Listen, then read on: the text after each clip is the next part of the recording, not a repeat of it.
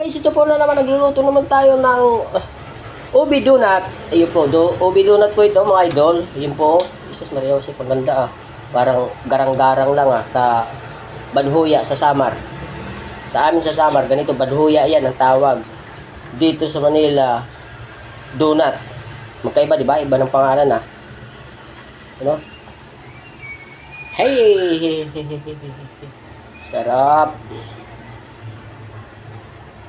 Sige! Ayaw mong bumaliktad na naman. Makulit ka na naman. Talaga naman. O, babaliktad na natin ha. Yan. Diba? Iwanag ah. May ilaw eh.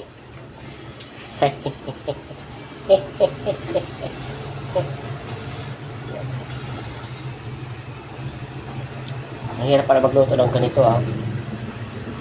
Pasma ang abutin mo dito eh. Pag tagaluto ka ng ganito, dahil ang mantika malakas magpapasma yan, dahil ang singaw, you know, kahit nga kunti lang dinuluto ko, ang kamay ko ang bilis mag ano eh, tapos magbabasa, pero ayos lang yan, wala tayong pinipiling trabaho. So yun lang mga guys, salamat sa inyong panonood, bye bye, God bless po, happy Sunday po sa inyo pala, sana nasa mabuti kayong kalagayan, bye bye.